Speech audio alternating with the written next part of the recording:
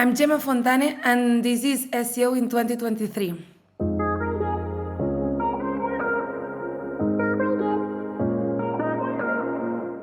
Gemma, what is your number one SEO tip for 2023?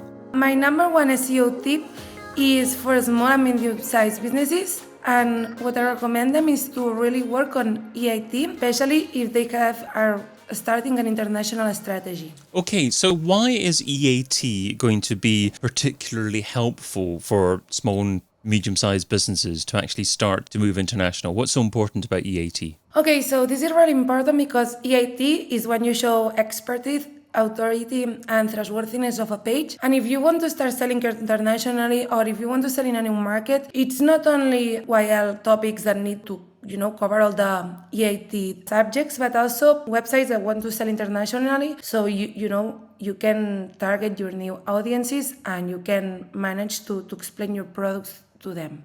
Okay, so you've come up with a few bullet points that are good questions for SEOs working in these businesses to ask themselves about what the website's currently doing, what style of content, what quality of content they've already got. Starting off with, is your content primarily made for humans? Why is that important? And what do you analyze to determine whether or not you're doing a good job at that? Okay, so first of all, when you are working EIT, either local or international, it's important that you remember that you're writing for your user, for human beings, and not only for being the first on the rankings. So in these cases, it's important, to do a topic research to cover all your users' needs and to write content focused to them, not only, to do a keyword research and work on the keywords that you can find thanks to a lot of tools, but, also work on content that that is going to be useful for them, that is going to help them to resolve their needs, either related to the product, services, or to compare to other products, to other websites, to other stores. Okay, in other words, you're saying focus on intent. Exactly, yeah.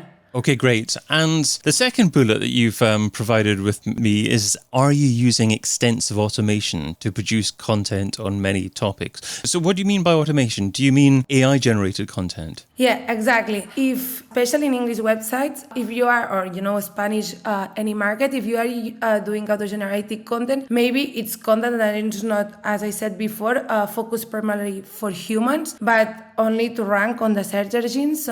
So I really recommend to do unique content and original that it's aimed for your users, and not only to have a lot of content on your page and a lot of pages without a lot of focus on your products. So you're saying that you would never use AI to generate content? I will never use AI to generate content.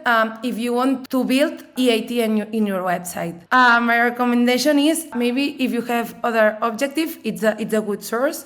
But in case that you want to build expertise in your website, it's important that someone with a lot of knowledge on this topic is the one which has written this. Okay, and something else that you've shared that you need to be asking is, would you trust the information presented in this article? So how do you define that? How do you establish if an article is likely to be trustworthy? Okay, so here are a lot of questions that you can ask yourself related to this question. First of all, is the content written by an expert? You need to validate if the author of this content is written by someone that really understands this topic. Also, it's really important to work on your videos and images on your page, especially when you want to try to sell internationally around the world, because maybe users don't know who you are, don't know your store, because maybe you don't have a physical store in their country. So it's important that the content is really trustworthiness. You have a lot of content, images, a lot of links and references to explain in the best way what you are offering. Can you build trust from third-party websites? So if someone is obviously a trustworthy, frequent publisher of content in your particular industry on other places, on other blogs, on LinkedIn, can you get that person publishing content on your website and quickly build up authority on your website based upon the fact that Google know who they are? Yeah, well, this is an option, although it depends a lot on the sector that you are, and maybe, like there are a lot of factors to take into account. My recommendation is to create great content, so it's easy to be spread around, so people is going to share it easily. Maybe you are not going to be the one that follow them and find the experts, because maybe they are the ones that are going to come to you if you really create a good content from the beginning, and content that it's worthy to be spread around. Got you. Okay. And you also say, does the article provide original content or information, original reporting, original research, original analysis? So it's not just enough then to be publishing original articles. You actually have to be conducting the original research yourself as well. Yeah, exactly. For example, if you found your information through a book, through an article, through another page, it's really important to link these sources because usually it's difficult, to be the only one that knows all about this. So it's really important to reference the others because you are not the first one, and it's important to share where do you have the information from, so people know that you are not just making it up, but your opinion is strong because you have a lot of knowledge about this topic. So if you are a small or a medium-sized business, if you represent a small or medium-sized business and you don't have significant amounts of authority on your website already, but you've conducted some great research, is it better to publish that original research on another website that may have more trust and authority in your industry? Or is it better to publish that original research on your own website? My recommendation is that if it's possible to publish it in your own website.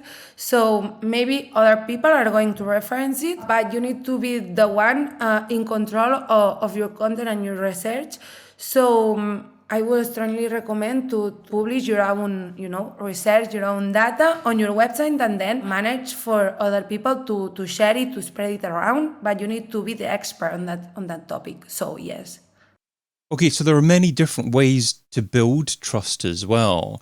If you are an e-commerce site, for example, then you want to be doing things like collecting someone's credit card information. How do you make your site perceived as more trustworthy for doing things like giving your credit card and a customer giving their credit card information to you? Yeah.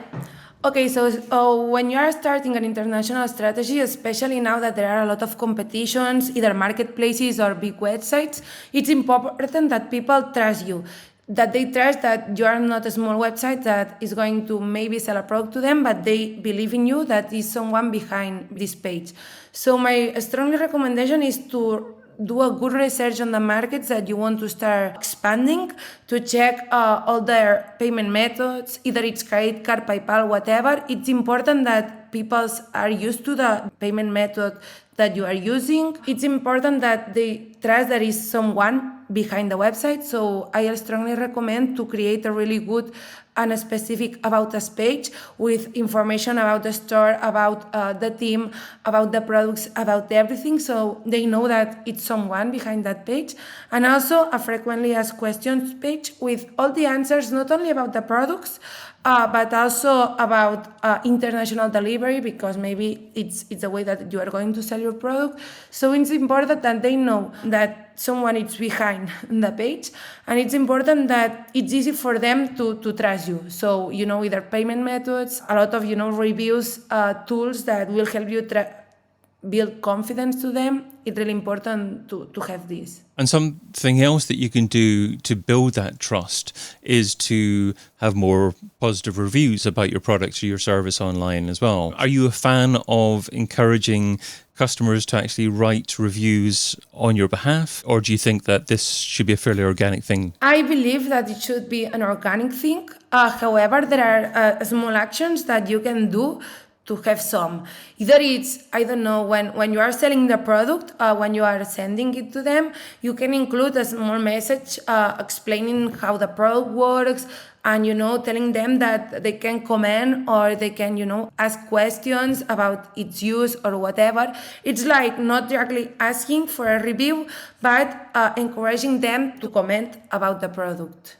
Got you. Okay. And just finally, in relation to the content itself, what are your thoughts on the importance of video and images? Is it important nowadays for every single piece of research type content to also have it available in video form and to have images to accompany this? Or does it just depend on the particular piece of content and the intent that you're trying to serve? I will 100% recommend to use images and videos to complement all your content and all your information. Images, especially to show how your product is, and especially if you are selling internationally to other countries and maybe people don't know how the product is, it's important that they can imagine it completely. Also because it will help to, to have higher rankings and higher visibility on search engines. And also videos because it's a good way to show users how, for example, your product works or how they can use the product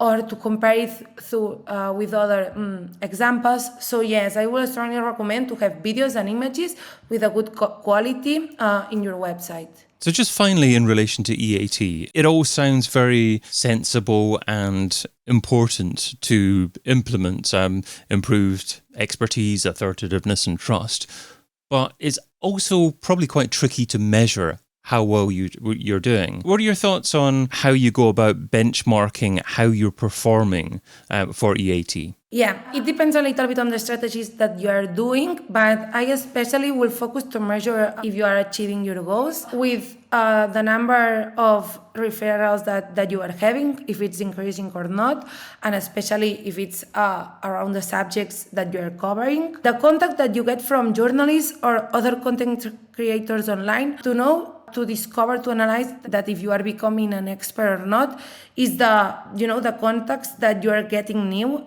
every day. So it's a good source, a good way to measure this. The reviews from your target countries, reviews and comments of your new and target countries. Increased number of people contacting you through the website, either it's through a chat, through a WhatsApp, through the contact page. The increase in sales in a specific country. And last but not least, if your rankings are improving or not, especially in these pages or in these categories that you are focusing your goals, your efforts. So you've shared what SEOs should be doing in 2023. So now let's talk about what SEOs shouldn't be doing. So what's something that's seductive in terms of time, but ultimately counterproductive? Something that SEOs shouldn't be doing in 2023? I think the worst thing that you can do is create low quality content. Content, it's not only a piece of text trying to rank on the first position of Google.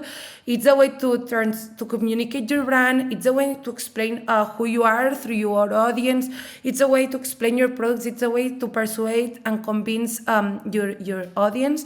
So in my recommendations, content, it's almost everything. So I really recommend not creating low quality content next year and really focusing your efforts on maybe less but better content. So it's going to help you to build your brand and increase your results. Content is almost everything in 2023, folks. Gemma Fontané is founder at denadl.cat and todenadl.online. Gemma, thanks so much for being part of SEO in 2023. Thank you. It was a pleasure. Get your copy of SEO in 2023, the book, over at SEOin2023.com.